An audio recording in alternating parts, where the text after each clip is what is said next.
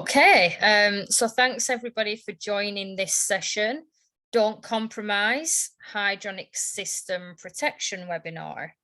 As I mentioned before, if you have got any questions, please feel free to unmute yourself. It's a small group, so any questions are welcome. Or you can type in the chat box or the Q&A box and I'll pick those up as we go along. So during this session, I'm going to cover the effects of corrosion in a system, how corrosion occurs, and then I'll talk you through the solution, and we'll be going into finer details on what makes a magnetic filter perform as good as possible. So I will get into it here.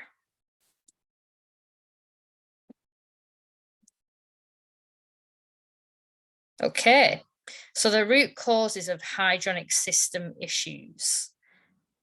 Firstly, we've got corrosion, and corrosion can never be stopped. It's a continuous process, and corrosion occurs when oxygen enters the system and mixes with the water and the metals. We've also then got bacteria in lower temperature systems, whether that be residential or commercial chiller systems, radiant systems, heat pump systems, and bacteria grows in temperatures between 4.5 to 60 degrees Celsius and 40 to 140 F. So those low temperature hydronic systems are the perfect breeding ground for bacteria. And bacteria can also lead to further corrosion in the system, pitting corrosion, which is tiny pinholes. So it will eat away at the system components and pipe, and that will eventually lead to pinholes and system leaks. Fun stat here from a company that produce bacteria monitoring equipment, ALVIM, found that less than 1 millimeter of biofilm in a heat exchanger can result into up to a 30% heat loss in heat transfer. So that's huge. And I think for us as reps, wholesalers, engineers, the contractor, even the end user, we want that system to run as efficiently as it should.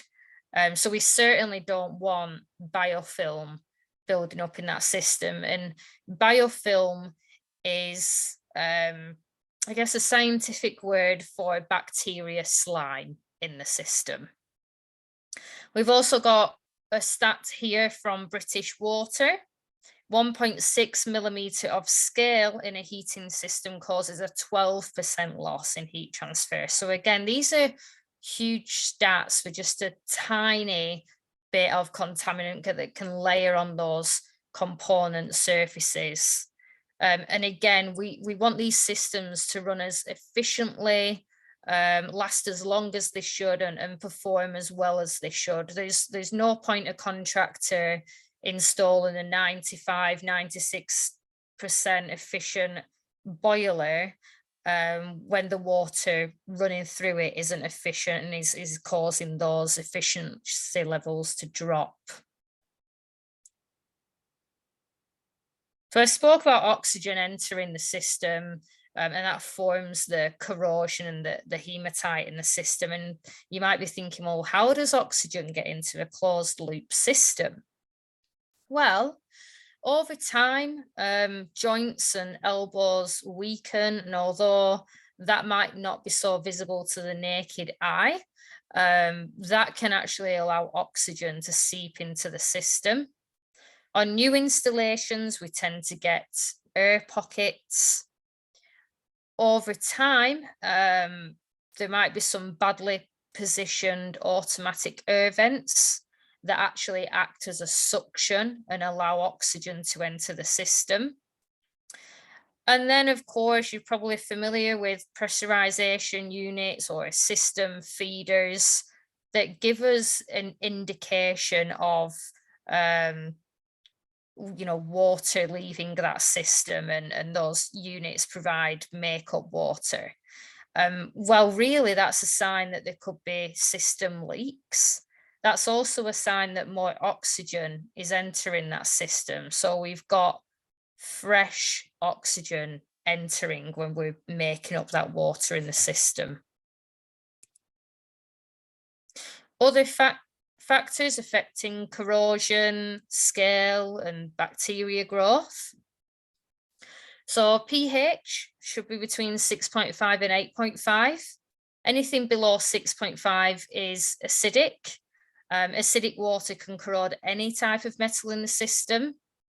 Anything above 8.5 is alkaline, and that can start to strip the likes of aluminum. Some systems might not have any aluminum in, but it's good for us to just educate the market that the best practice is to keep those pH levels between 6.5 and 8.5. Higher temperatures speed up the rate of corrosion. Dissimilar metals. So you've got your most noble metals in a system, which tend to be your yellow metals, so brass and copper, that react with the least noble metals. So your stainless, aluminum, cast iron. And this reaction is called a galvanic reaction, and that can cause galvanic corrosion. So again, we talk about high efficient systems. We're not using just one cast iron sectional boiler anymore. We're using various parts and metals for these high efficiency systems, and what comes with that, unfortunately, is those metals reacting with each other. So high efficiency systems are much more sensitive to pH imbalances. We have aggressive ions in the system, so coppers and chlorides. These two cause that pitting corrosion in the system. So again, those tiny pinholes. On new installs, we have fluxes, again, that can lead to erosion, corrosion. Lower temperatures, as I've said, aid bacteria growth, and we get those biofilms on system components. Glycol. So glycol degrades over time. The shorter the shelf life, the quicker it will degrade.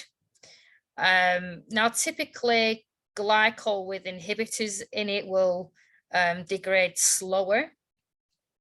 So in terms of glycol, a shelf life of up to 15 years is a really good quality glycol, but there are a lot out there where the shelf life or design life is only 3 to 5 years, and they degrade quicker. Now, that causes the water to become acidic. So again, we're getting acidic corrosion in that system. Nitrate. Oh, actually, I'll go back to glycol, because bacteria also feeds off degraded glycol. So not only is the glycol causing that acidic corrosion, but it's also causing bacteria growth. Nitrate inhibitors.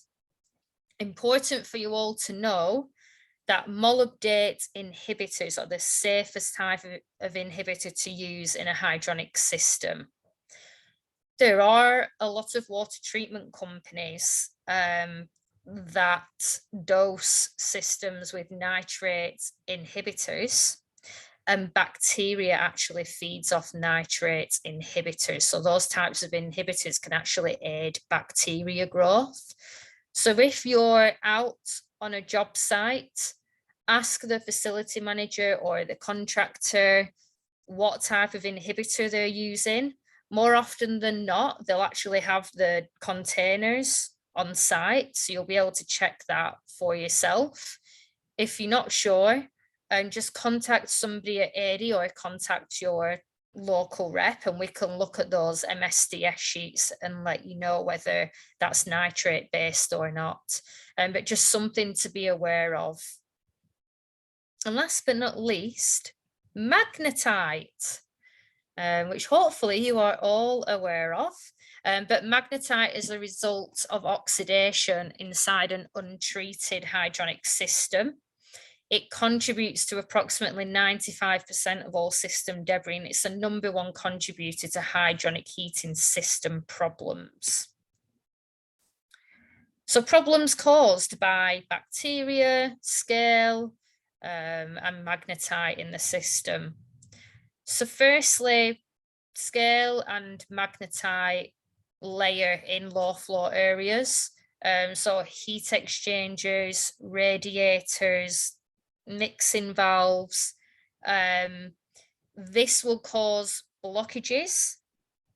And of course, it's causing heat transfer issues. So we're seeing efficiency losses across that system.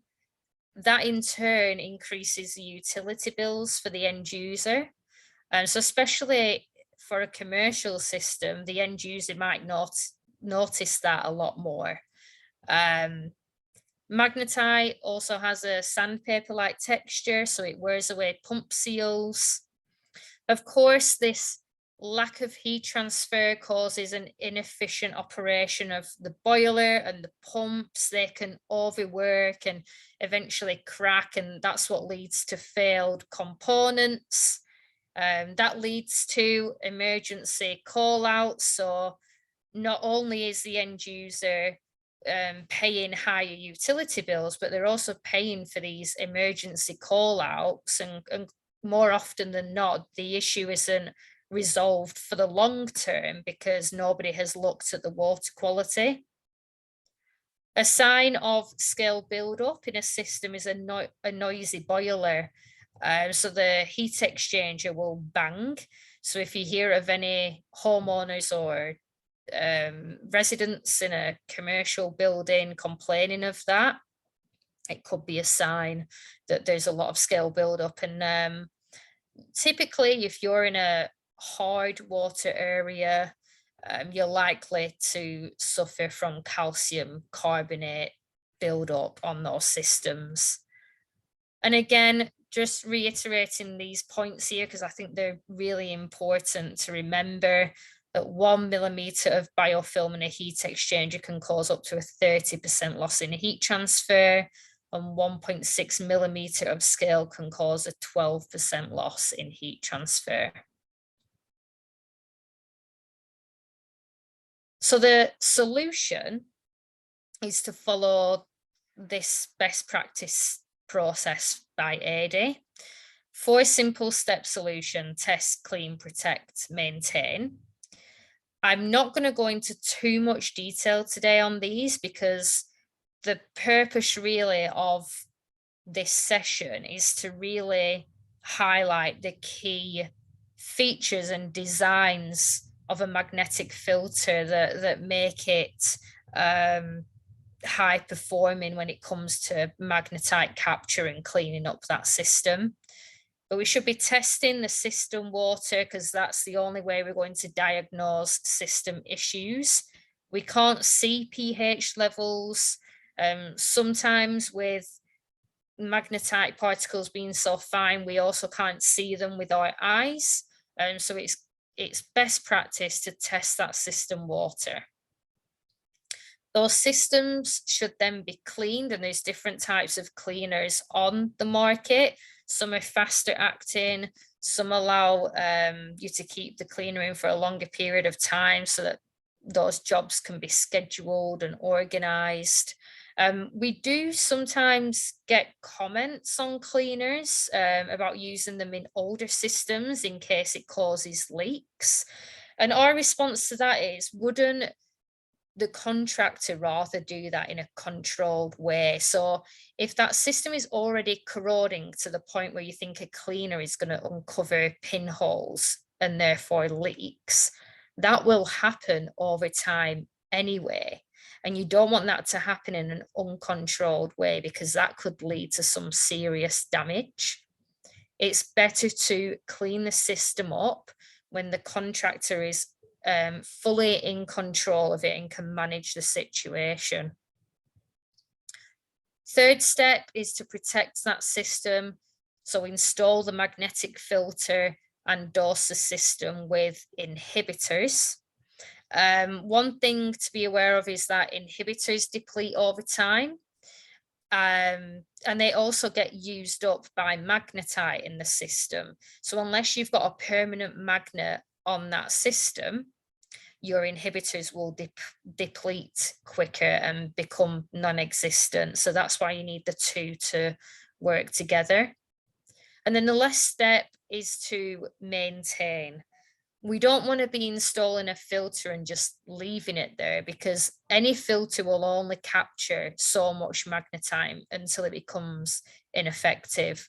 So let's educate these contractors to keep on top of those maintenance, servicing schedules, top up the inhibitor if needed. Again, this is a revenue stream for them. So it's a good opportunity for them to grow their business. And now I'm going to get into the nitty-gritty of our magnetic filters. So this is why contractors should not compromise on quality. And I'll run you through our key features and designs that make our product completely unique to the market. So firstly, our filters are dedicated magnetic filters for the return. Air and dirt separators are designed for the supply side. So both of them should be on the system. The air and dirt separator shouldn't be installed on the return. It's designed for air separation, air removal. The best way of doing that is to have it on the supply higher up in the system. Now, because that's what it's designed to do, it quite often gets just left there, and again, it doesn't get serviced. So that's why we've designed our filter to be dedicated for the return, easily accessible and easily serviceable. So remember, this is a dedicated filter. The magnet is not an afterthought. We want to protect the most expensive component in that system. So what we don't want to happen is anything after the air and dirt separator gets into the heat exchanger, we want to stop that by adding the filter right there before that component.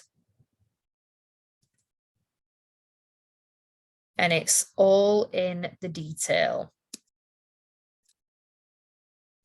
So like I said, the magnet is positioned directly in the flow of water. This optimizes first pass capture and provides instant protection for the boiler. So it doesn't take 40 to 100 passes for most of the magnetite to be captured. We're using neodymium magnets as well, not just any magnet. And you can see here the length and the surface area of our magnet is much larger than others on the market. And again, that's to aid the performance and the capture rate. I mentioned before that magnetite often isn't visible to the naked eye. And just to give you some information here, the average strand of human hair is 70 micron in diameter. Naked eye visibility is 40 micron in diameter.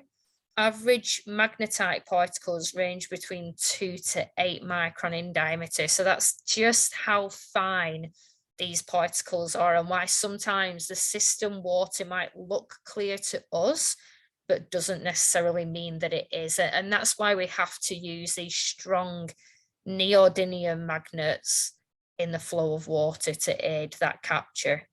Oh yeah. Yeah. Yeah. Yep. Slide. I want to make sure I'm understanding it correctly. Mm-hmm. Sorry, say that again. Can you go back? There we go. Yeah. So to make sure that I'm reading this correctly, we've seen a lot of failures on the ECM circulators, and a lot of contractors are finally having the aha moment as we explain to them that the I know it's not magnetite, but we'll call it dissolved metals, are going through the shaft seals of the ECM circulators, and that's what's causing them to fail. So basically your particle size is, as we go left, is getting smaller. Yes, exactly. The majority of the particle sizes are smaller than the diameter channel in the pump spindle. Yes. Okay. Exactly. Yeah, and what can happen as well is the ECMs actually have magnets in them. I don't know if you knew that, but they attract more magnetite, and that's how the ECMs are failing as well. It builds up, the internals crack, the water gets into the electrics, and that's how the ECMs fail. Precisely. And that's the, everybody's complaining that the new Tacos are junk and all that stuff. And it's like, well, no, it's, this is the Yeah. issue. And some contractors are finally starting to understand.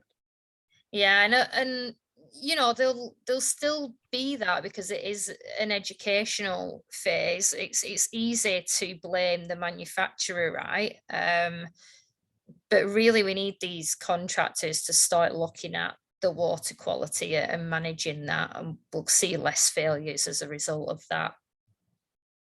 That's also evident as well from, more boiler manufacturers are now adding recommendations for filtration and water treatment in their manuals, and a lot of them are adding clauses now to their warranties on signs of sediment, magnetite, lack of water treatment, and they are starting to void those warranties. And they're not just doing that for the sake of it, they're doing it because they've realized that water quality is causing those components to fail earlier than what they should, and they're trying to prevent that by, again, educating the contractor that the water quality needs to be managed. Okay, so I'll talk you through a few features here. I'm just going to remove my background so that it's easier for you to see, because I'm actually going to show you the filter as I'm talking. So I've taken one of the valves off, but you should have a valve on the bottom and the top. So in all of our filters, we use EPDM seals. This is for high temperature and compression resistance, but also EPDM seals are trialed and tested against inhibitors, so they're completely compatible with inhibitors. There are some products on the market that use Viton seals that are not compatible with inhibitors. So you've essentially got brands on the market that are selling inhibitors with their filter, knowing that those inhibitors can degrade the seals on that filter. That will not happen with this because our inhibitor and the seals have been tested together. So again, something that differentiates us. We have an easy to service magnet and non-magnetic capture. So for servicing, the contractor would just isolate the valves, release the pressure, drain the water out of the bottom of the canister, unscrew the lid, take this over to a sink or a bucket. The magnetite you'll see on the sleeve here, as soon as you pull that sleeve off, the magnetite is just going to drop off here. So you just rinse this off and put it back together. Really easy non-magnetic capture zones that are easy to service as well. I know with some other products on the market, they use pole rings that can't be removed, and how are you going to clean and keep that filter effective without being able to remove these components? The inlets and outlets are purposely spaced very wide apart, and I believe the Pro 2 XP has the furthest inlet and outlet spacing, and there's a reason for that. We've not just done it for the sake of it. So firstly, as the water comes in, because the canister is large and we've got a lot of space here, it slows the flow of water down. That aids capture and prevents wash off. Also, water is going to find the path of least resistance. So if you've got an inlet and outlet really close together here, like quite a lot of filters do, chances are is that the water is going to escape pretty quickly, and therefore so is the magnetite. With ours, we're ensuring that when the water comes in, it's circulating down the whole of the canister and therefore the magnet before exiting. So we're getting maximum capture that way. I've mentioned about the built-in isolation valves, which allows the contractor to service without draining the system, saving time on site. Time is money, we all know that for contractors. We have double O-rings on both our drain point and our air vent just for extra durability. We're not saying that one of those will fail, but if it should, you've still got protection there. We've got extra thick canister walls. They reduce the heat loss from the filter and extend the product life. And also we make our filters from glass reinforced nylon. There's a reason why we don't use brass. I talked about the dissimilar metals earlier. We want to reduce the chance of that galvanic corrosion happening in the system. So that's why we use the material that we use for our filters. There are some videos during this PowerPoint just to pre-warn you. So some slides will be videos and some slides will be me talking. One thing as reps and wholesalers to be aware of is these two collars that come in the box. So these collars is actually a purpose for them, but we're finding that contractors are throwing them away. They shouldn't be. So basically those collars clip on to the valve here. Now that prevents the contractor from over tightening the nut. But secondly, during servicing, the contractor can just unscrew both the top and the bottom nut, and that will ease the filter off its own valve. So they're not having to tug as much on the actual valves and therefore the pipe work. So again, these little things have been thought about and what really sets our product apart from the others. In the box as well, you get both the compression connections and the NPT. With some other brands, you do have to buy the other connections separately. So factoring in costs and prices and things like that, it's just something to be wary of, is that with ours, everything is included. And as I mentioned, the sleeve is also ultra thin, so we're still maximizing that magnetic capture.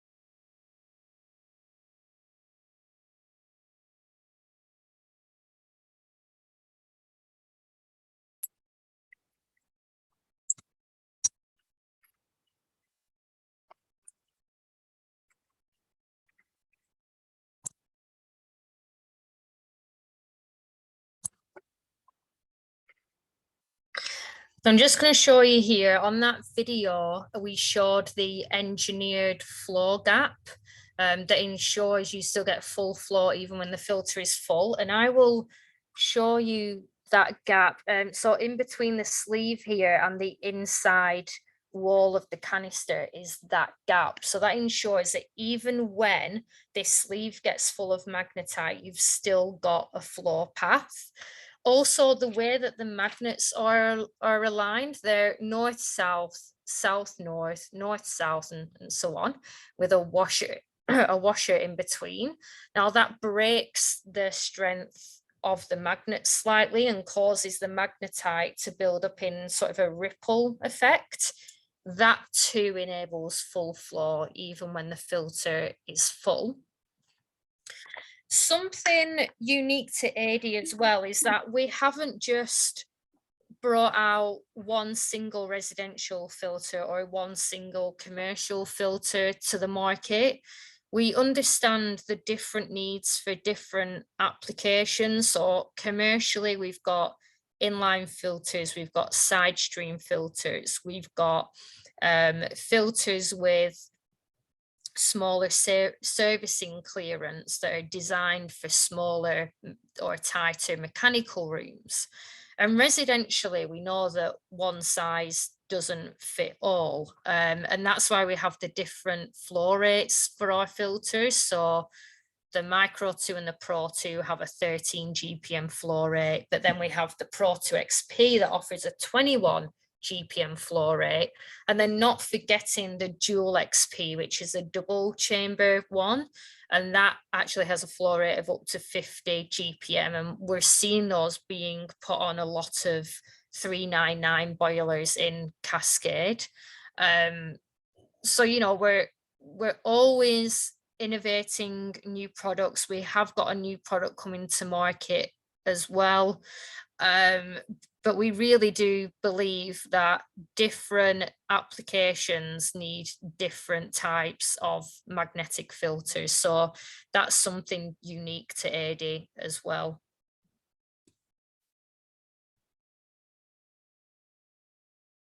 Now, if there had been more contractors on this call, or this webinar, I was going to chat more about how to overcome the number one barrier, which is getting the end user to invest.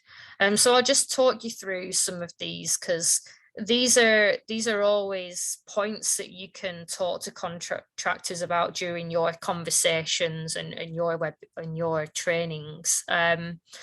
So number one, complete an on-site test. Do that with our quick test strips, our rapid test, even the demo jar on commercial systems. Show the end user your findings. It's very much a seeing is believing type scenario with this, because like I said, the magnetite can be so fine that we can't always see it. Show the end user the boiler warranty. So I was talking about that earlier.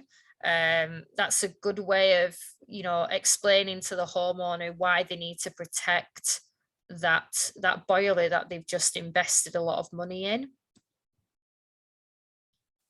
The contractor can provide the homeowner with 3 different quotes. Now, because the contractor will be providing the homeowner with more quotes, it means they're less likely to go elsewhere for different quotes. And also it shows that the contractor has thought about the homeowner's situation. We're not just trying to sell everything to the homeowner. And it's the same for commercial systems as well. We're not out there to just add a magnetic filter to the system for the sake of it, and we're not out there to try and add the most expensive magnetic filter to the system either. Like I said, every situation and every application is different, and we really should be considering those factors when quoting homeowners and end users. Contractors could offer the first year's service for free, and even offer an extended warranty on the boiler, because by protecting the boiler with the clean, the flush, the filter and the inhibitors, we know that that system is safe. And then last but not least, spending time with the end user goes a long way. So, you know, we're not just walking in the door, walking in and out, you know, sending them an email with a quote on. The contractor can sit down with the end user, explain what's going on, like I said, do the test with them and really show their expertise. And this can help overcome those barriers with the homeowner and the building owner or the end user, whoever it might be. That is it for now. I'm just going to stop sharing my screen for a second because I did show you part of our Don't Compromise video during this session, and that is available on YouTube, and it's a really, really cool video. So I'm just going to type it in the chat box now. If you want to copy and paste this, save it somewhere, save the tab somewhere, and please start showing that to contractors, because again, it just highlights all of these features that I've spoken about today. And then last but not least, just showing my screen here again. I haven't gone into detail today, but we do have a new low temperature residential filter coming to market. We're actually launching it next month. It's currently on the way to us. So I spoke at the beginning of this session about bacteria growing in those low temperatures and that creating the biofilms. And I spoke about the less than 1 millimeter of biofilms causing up to a 30% loss in heat transfer. This is why we're bringing this product to market. So it's a dedicated magnetic and non-magnetic bacteria slime capture filter. Now we are hosting, myself and our training guru from the UK, Colin, will be hosting an exclusive pre-launch training webinar for contractors on August 30th. And every registrant will be entered into a draw to win a MagnaClean HP and $100 Visa gift card. So there's a QR code on here that you can scan, that contractors can scan to save their space on that webinar. We have sent information to our reps on this. So Chris, you might want to reach out to Sweeney Rogers and ask them for the HP guide, and that will have all of the information in that you need to start talking about this product and also sharing the information of that exclusive event. But I just wanted to share that with you so that you knew it was coming. And again, just focusing on the fact that we are continuously innovating, and we're innovating to prove that we are the market leaders in this industry. But that is all from me. So thank you everybody for your time.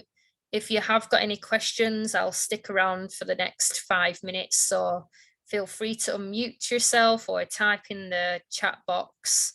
I'm here for any questions.